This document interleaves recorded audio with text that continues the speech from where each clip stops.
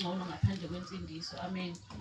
Sikhuluma nje bazalwane, akukho lapho zingekho khona inkinga. Akukho la ongathi akukho la ngathi ungcono khona. Amen. Kodwa usathane akanqeni ukukuhlebela akutshela ukuthi yazi mase kuthiwa uyayeka lento yenzayo ungawuthola umsebenzi. Abantu abangasindisiwe abangasebenzi baningi. Ngoba usathane umkhohlisi and usebenzisa lento akubonayo ukuthi uwiki kuyona. Amen. Mhlawumbe mayebona ukuthi usuyagula noma uyagulelwa for a long time akaphili umuntu ogulayo kini noma wena uphila athi yazi mangasuye enyangeni ungafika uphile. Amen. Ziningi izinyanga, angisho abantu abayenyangeni. Ziningi izinyanga eziphila ngemedication. Yeah. So usathane unamanga bazalwane. Asiqiniseleni. Noma ngabe kuthiwa uyabona ukuthi ngihleli nje kodwa manje lento engihlalele ngathi angisayiboni kahle. Kodwa qhubeka uhlale ngoba ungcono ensindisweni. Hey Nkosi. Insindisi yohlezi ingcono bazalwane. Ngikhuluma nomunye umakhelwane wami ethi angisazi ukuthi bekhuluma ngani izinto zamasiko angizazi yabo. Manje uma ngabe emenshini into ngigcina ngikhohle ukuthi konje bekhuluma ngani. Ngaba confused ngambuza ngathi mina kuyini ke lokho? Athi wenziwa inqayazi leyo nto leyo wena. Ngamchaza ngathi manje sikhule ngensendisi ekhaya izinto eziningi angizazi. Athi hawu wathatha leyo nto leyo uqeda umuzi khona umunye umuzi ngasekhaya uphelile umuzi. Uphelile ngathi mina awungeke sisi ngeke. Mhlawumbe uqedwa ezinye izinto nama-challenges empilo vele akhona ya. Ngoba ama-challenges empilo akhona. Nathi nje siyayazi imizi evaliwe manje abasindisiwe kodwa kunjalo. Ngoba impilo inzima impilo. Ngithi mina ayisisingeke sisi. Yabona ekhaya sina kwakhanya ngoba ubaba esindiswa. Yabo meyichaza ubaba kuthiwa kuround owodwa kuthiwa isemahlamvini. Ngoba kuthiwa isemahlamvini ngoba kwakuhlezi kudliwa imfino. Kwakuhlezi nje kudliwa imfino uma ufika kakhulu ufika kuphekwa imfino. Abasindisiwe njalo bayawagcina amasiko. Ayikho into abangayenzi beyenzela labantu ekuthiwe abasibhekile. Ugogo wahlupheka emzini wakhe. Wahlupheka bekhona. Wazala izingane zahlupheka izingane. Ages. Emahlamvini. Uround wawuhlezi upheshwa njalo uyahlezi upheshwa. Fortunately asificanga thina leyo mpilo leyo. Kodwa uyezwa ku story sika baba ukuthi ukuze umuzi wasekhaya njengoba namanje usakhona kwasiza ukuthi amukele uJesu. Mangabe amukele uJesu kwaqala kwakhanya. Nkosi. Waqala kwakhanya nento ayisebenzelayo wayibona. Noma esebenza wayibona into ayisebenzelayo ngoba amadlozi muse wasebenza afuna lokho afune lokho. Akacela ukufuna ungasebenzi. Afaka i-order. Ufaka i-order ungakasebenzi. Hey uhleli nje ulindwe isikweleti esingaka. Wasebenza gcine yonke lento. Oqeda wenzela ugogo nomkhulu njalo wagcina engenzelwanga ukuthi ezinye ke sisazovela biyeka lezo suzazi ukuthi mina mhlangasebenza ngizosebenzela phela ukuthi khona unye kusazovela kuyavela. Khona unye kusazovela ususebenza. Uthi uyazama ulungisa lapha kubhedela. Uyazama ukulungisa lapha kubhedela. Lento okungakholwa imfuna umuntu oxakekile ezimalini. Hey Jesu. Ifuna ngathi ungaba umuntu onemali kakhulu. Ngoba inezikweletu eziningi. Sengithi kubona ke ubaba wakwazi ukubypassa yonke leyo nto leyo. Zonke lezo imbuzo wafanele abekuhlatshwa imbuzo yokuthi inkomo yokuthi uJesu igazi lakhe lavele nje la cover yonke leyo nto leyo. Waqala umuzi wabakhona. Wangena umakoti ekhaya waganywa. Kwangekho umakoti ekhaya. Wangena umakoti zazalwa izingane. Sasaba khona nathi. Hawu aqala kwakhanya ngani ngenxa kaJesu.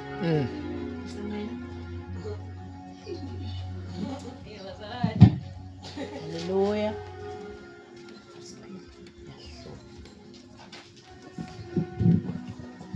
So sengisho ukuthi bazalwane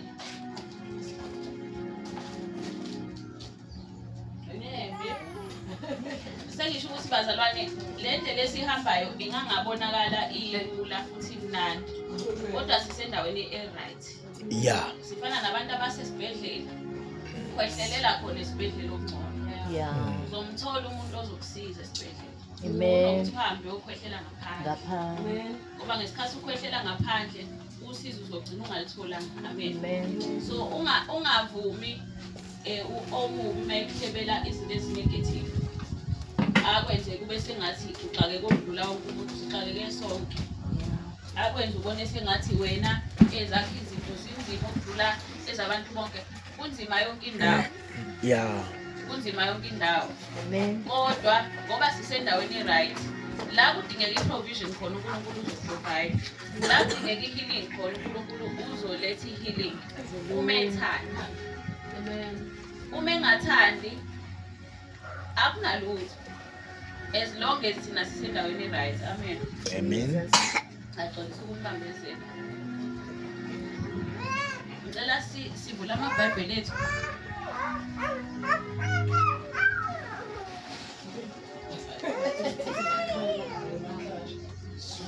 Hayi.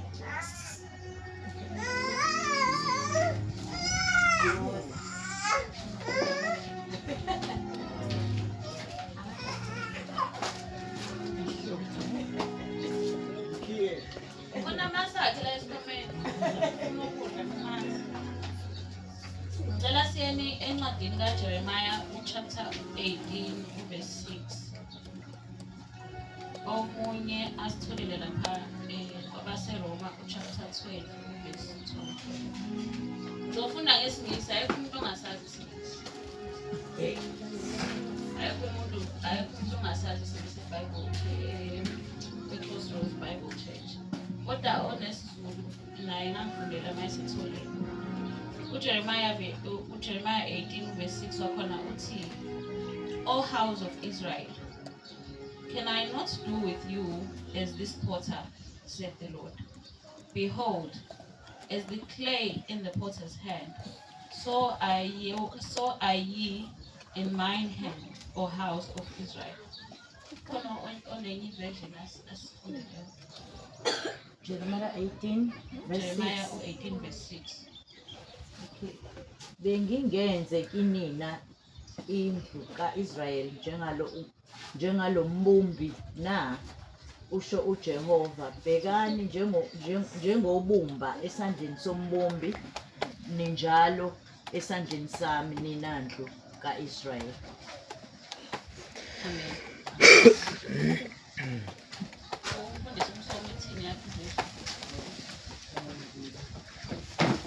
He said, can I not do with you, Israel, as this potter does, declares the Lord, like clay in the hand of the potter, so are you in my hand. Amen. Yabuza uNkulunkulu ukuthi can I not do with you? Okusho ukuthi lento ayisho ku-Israel akaphoqi. Amen. It's a mere suggestion.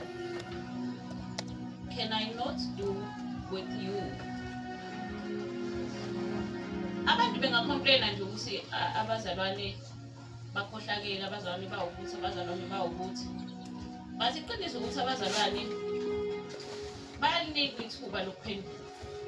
And bawanikwa ama-resources abawadingayo ukuze baphenduke babe yilento uNkulunkulu afuna ukuthi umuntu abe yiyona. Kodwa ngenxa yokuthi uNkulunkulu akayiphoqi intando yakhe emntwini. Uthi can I not do with you? Uyakunikeza i-option yokuthi uma uthanda uvumele lento afuna ukwenza ube yiyona. Uma ungathandi unqabe uhlale uyilento oyiyona. Amen. Amen. uJeremiah la uNkulunkulu wambiza wamkhombisa indlu yombumbi ukuthi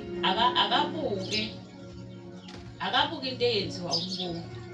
Umbumbi mangabe efuna ukwakha isitsha ubumba uyalisebenza lugcine selivuthiwe ebese yalishape libe yilento ayifunayo. Mangabe kukhona oluqathakayo akalilahli, uyaliqoqa lifilisele esandleni sakhe alibumbe ngoba unevision ngalento ayenzayo, unevision ngomuntu. Amen. uNkulunkulu akadalanga umuntu ukuthi azokuzisa kwesilwane emhlabeni. Amen. Aphilele ukuthi adle alale, avuke ngakusasa abheke ukuthi uzophinda adle aphinde alale.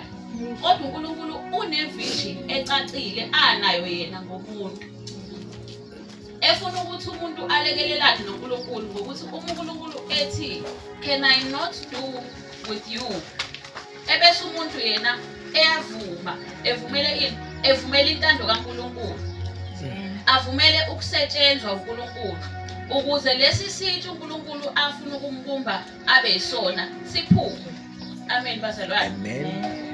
Laphana kuRomans chapter 12 verse 2 uthi, and be not conformed to this world, but be ye transformed by the renewing of your mind, that he may prove what is that good and acceptable and perfect will of God. Angazi noma khona yini enye version asifundele. King James.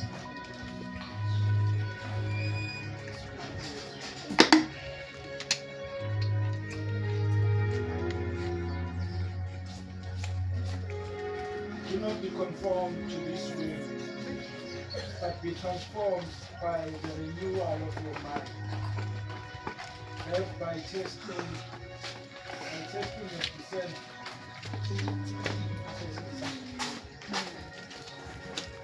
By the renewal of your mind, that by testing you may discern what is the will of God, what is good and acceptable and perfect. Amen. Kanjani uthini lapho la? Elisizwe. So uyena verse 6. Verse number 2. Oh, Roman. Oh, okay.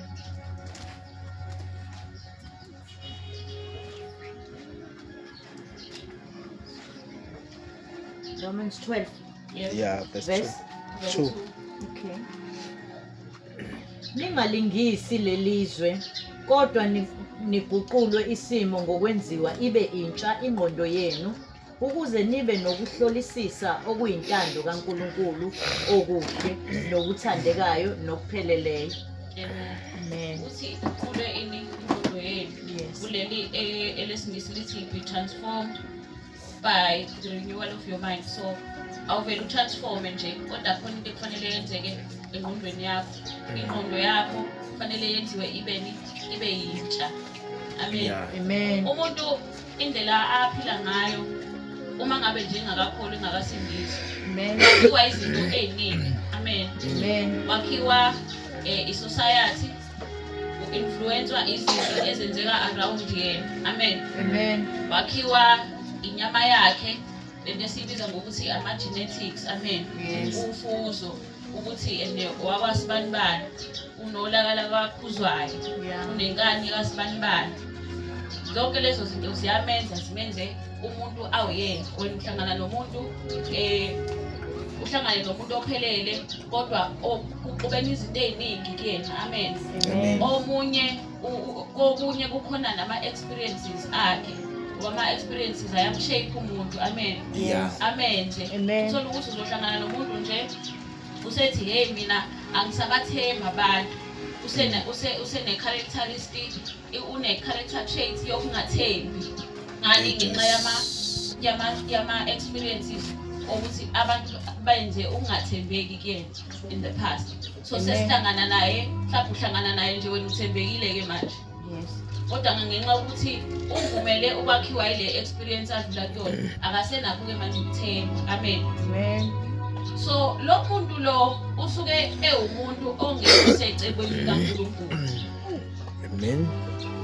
Umuntu odinga ukuthi ingqondo yakhe yenziwe ibe yintsha.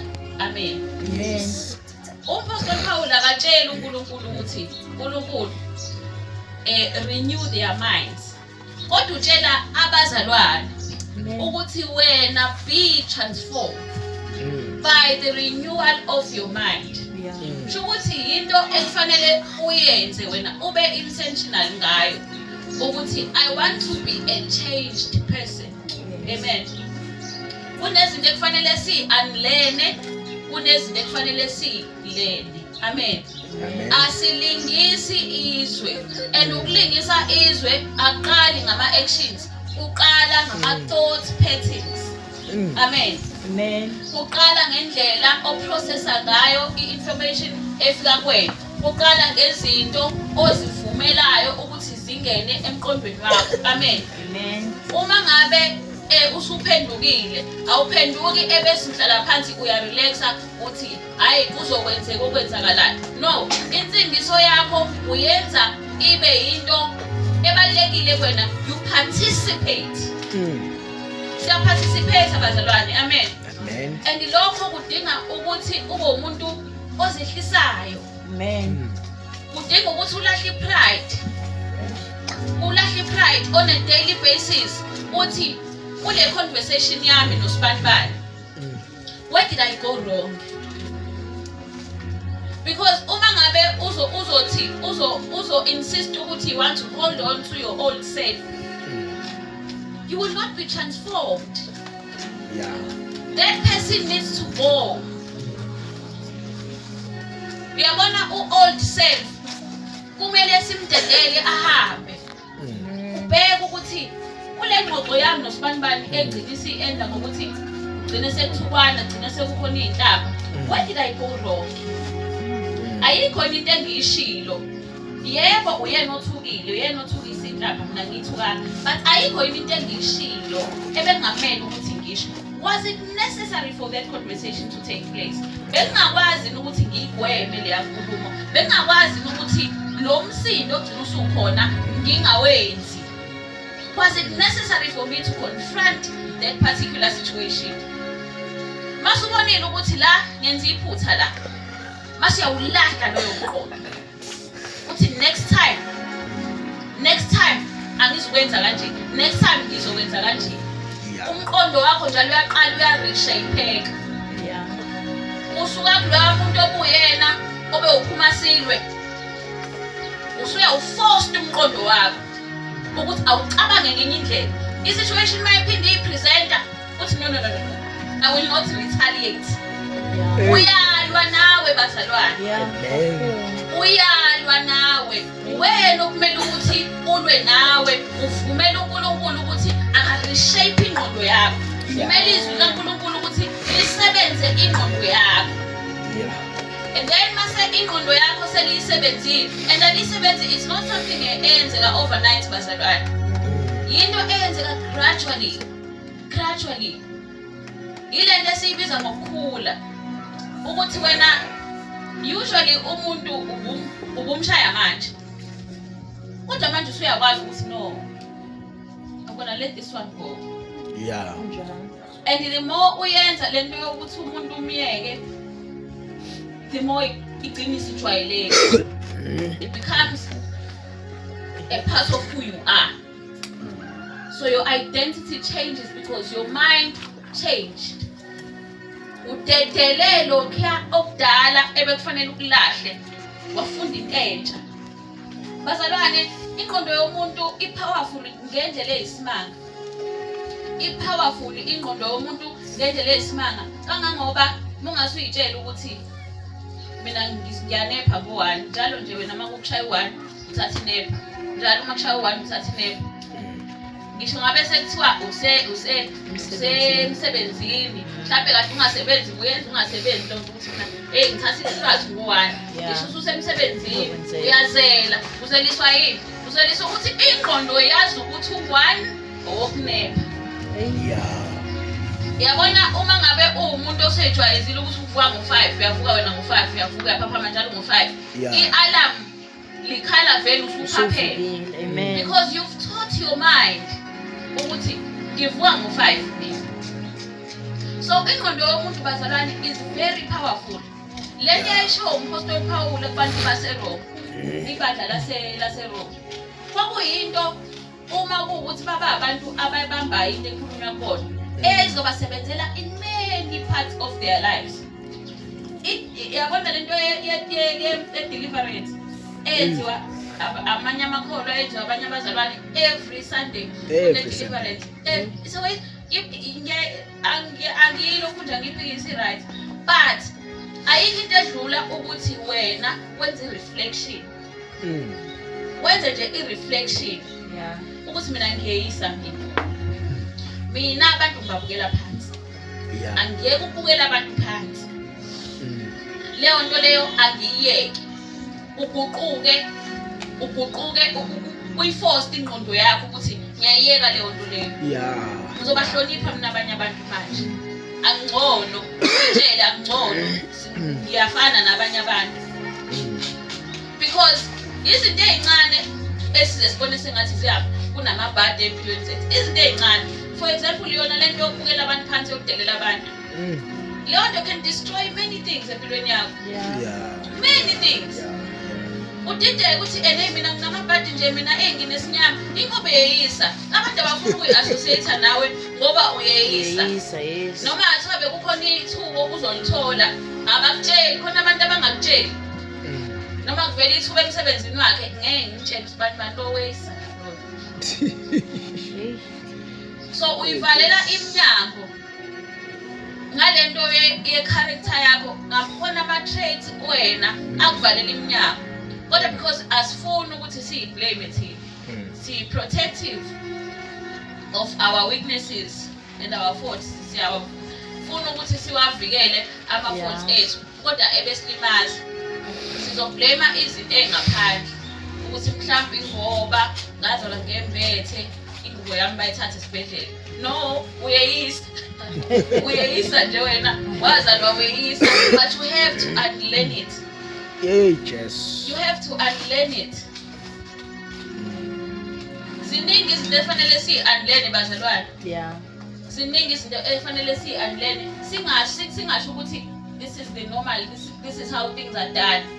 Asenze izinto ngendlela ezenziwa ngayo emhlabeni. Senze izinto ngendlela uNkulunkulu afuna ukuthi umuntu azenze ngayo. Njengalento ukuthi bazalwane thina siyigebengu. Siyigebengu bazalwane. Awona isikhathi usacabanga ukuthi ngithatha i-loan ka-Capitec ka-250 mase ngiyakha mase envelope ungayikho. Ubugebengu lo. Your mind has not been renewed. Usayisigebengu. Angithi yabona ngesikhathi usayicabanga rebuke it. Rebuke it. Ukuthi akusimina loyo. Ngoba ngeke sa-complain u-Capitec ngoba vele akayena umuntu uyi-institution. Ngeke sa-complain. Kodwa imagine ukuthi uhambe waya koboleka ufana nomuntu ohamba woboleka 250,000 with no intentions of paying it back.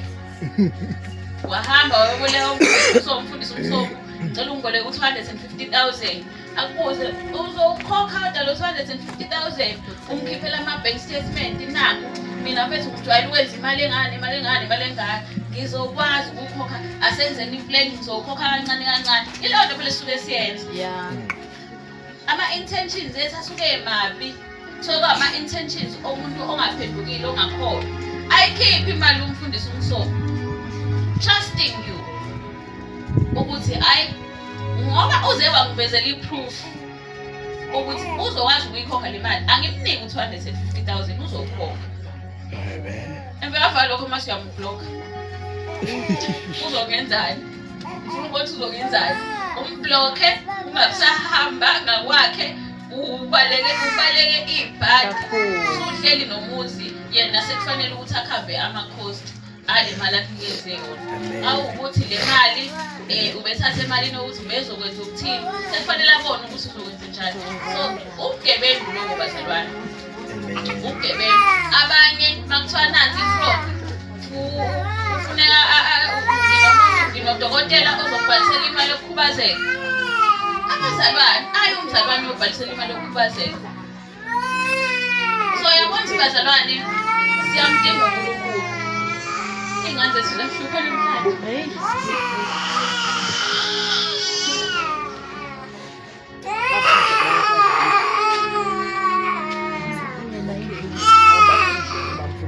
Siyamdinga uNkulunkulu and ngendlela esimdinga ngayo uNkulunkulu kuyasabisa bazalwane. Ukuthi even ngisho ama-conversation uyaxoxa nomzalwane, uzalwane vele akunikeza i-solution obonayo ukuthi le solution ayikholwa, ayikazi isindiswa. Amen. Amen. So asimvumeleni uNkulunkulu asisebenze sibe njengobumba esandleni sombumbi. Amen. Simvumele uNkulunkulu asisebenze ngezwi lakhe, singasondeli i-vibe ukuthi kumnandi esontweni, kodwa siye enkonzweni for the purpose yokuthi ngifuna ukuyozwa ukuthi uNkulunkulu ufuna ukuthini kumina, ufuna ukungilungisa kephi. Because lesikhathi vele siphenduka samukela uJesu njengenkosi nomsindisi, we corrupt vele nje sasivele si-corrupt. Othi yena akadingi ukulungisiswa, akadingi ukusetshenzwa, uyayikhohlisa bazalwane. Uyayikhohlisa, sonke sinazo izinto edinga ukuthi zisetshenzwe thina. Amen. Amen. Kufana nalento ye-pride. I-pride-ke ukuthi vele sonke siyayiphika kodwa imost yethu inayo. I-pride will destroy your relationships. There's nothing engadestroy ama-relationships akho edlula i-pride. Because wena uzithanda wena okudlula abanye abantu. Uhlale uyicabanga wena okudlula abanye abantu. U-delusional, uzibona uphezulu abanye abantu bephansi. So ubani ofuna ukuthi a-associate nomuntu ongcono? Ubani ofuna ukuyi-associate nomuntu ombone phansi? Uzobona sengathi into zakhe ayihambi kahle. Hayi mina nje, hayi vele mina abantu abangiphiwe. No, ingoba une-pride. And if you can let it go, uyidedele nje i-pride, umcele noNkulunkulu ukuthi ngisize kule mpakamo engiphethe, uzobona ukuthi uzongeneka kalula nasebantwini. And it's never too late bazalwane to start over. Ngisho ngabe kuthiwa izinto besezonakele kangakanani, it's never too late to start over. You can always give yourself a fresh start. Amen. Angisisapho nabazalwane. Amen. Angisho kabi. Yeah. Angisho kabi bazalwane. Amen. But asikhonzeli bazalwane ukuthi sichithe isizungu. Ages. Sikhonzela ukusetshenzwa, and we're very lucky, we're very fortunate ukuthi sisebandleni la khona ama-Bible study, khona ngisho ama-Bible study. If uyabona bekuthiwa bengiseduze bengizoyi-attend i-Bible study njalo, because ngiyibonile isebenza empilweni yami i-Bible study. Ngiyibonile i-Bible study ikusebenza okudlula uSunday. Yeah. I-Bible study ikusebenza okudlula uSunday. Khona i-Bible study engangihamba ngangahlala e-Reservoir Hills. Ngangihamba kwakhona namakhaladi namandiya. Bazalwane, wawubona ukuthi kuningi engidinga ukulungisa.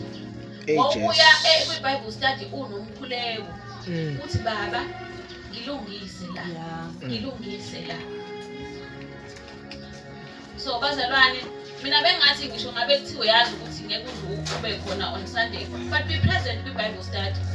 Be present kwi-Bible study, because khona lento uNkulunkulu afuna ukuyakha thina. Amen bazalwane. Amen. Ikhona lento uNkulunkulu afuna ukuyakha, and ikhona lento uNkulunkulu afuna ukuthi sibe yiyona. And once saba yiyona lento uNkulunkulu afuna ukuthi sibe yiyona, zonke ezinye izinto zibalula. Zonke ezinye izinto zibalula. Even ngisho i-career yakho iyacaca ngoba sekushintshe wena. Amen bazalwane. Amen. So sikhulumile kakhulu in the last 2 weeks, sikhulumile kakhulu ngokwakha. Sikhulumile ngokwakha nge-wisdom. Sikhulumile ngokwakha ngokuqaphela. Washo kanjani umfundisi? Umfundisi njalo wathi owakhayo kakhe Qaphela. Kodwa bengathi singamfuna uNkulunkulu akhe thina alungise thina esakhayo kuqala. Amen bazalwane. Amen. Because ngisho nento oyakhayo iyasho ukuthi ngakhiwa umuntu onjani. Amen. Yeah. Uyabona nje mangabe wakhelwa umuntu unreliable. Indlu izoba nama delays angenasidingo. Because wakhelwa umuntu unreliable. Namhlanje khona ngalelela langa ke nezwi lakhe akaligcini. Methe uzofika wazi umuntu uzofika ngempela noma ngeke azafike yini. Sonke lezo zinto izinto ekufanele si-unlearn. Akumele sibe abazalwane aba-unreliable. Izinto lezi ekufanele uNkulunkulu simcela ukuthi asisize kuyona iy'ngqondo zethu zishintshe iy'ngqondo zethu. Amen. And sinayo i-challenge yokuba unreliable. Umuntu oreliable kuleli bandla lethu ngcono ngoba ayikho umuntu osizwayo. Umuntu oreliable uyedwa la ebandleni lethu. Ilokhu umuntu oshaya i-keyboard. Hallelujah. Very reliable. Hey, kakhulu. Very reliable. Awungabazi ukuthi uzomfica khona. Yeah. You will never be anxious about ukukhona bakhe nokungabikho kwakhe. You will never be anxious. And the rest of us need to unlearn this horrible character traits yokuba unreliable. Umuntu reliable uba on time. Yeah. Because what else have you planned for Sunday? What else have you planned for? Yini a priority on Sunday. So, yini singavuki sigeze sihambe senkonzweni. Hey. Sifike enkonzweni set up. This is our church. Yeah. Sifike set up enkonzweni. This is our church and we love our church and it's bazalwane. Yes. Amen. But because we've taught ourselves ukuthi sibe unreliable, angifuni bathembele kumina. Kwesinye isikhathi siba ngamabomu siza amabomu angifuni bathembele kumina. Nanginawo lowo mqondo kudala ukuthi ngisho ngabe kuthiwa ngephi angifuni abantu bathembele kumina. Ngisho kuthiwa isemsebenzini ezinto ngithi ngifuna ukudula iy'nyawo ngamabomu because angifuni bathembele kumina. Abantu mase bethembele kuwena uba ne-pressure. Yeah.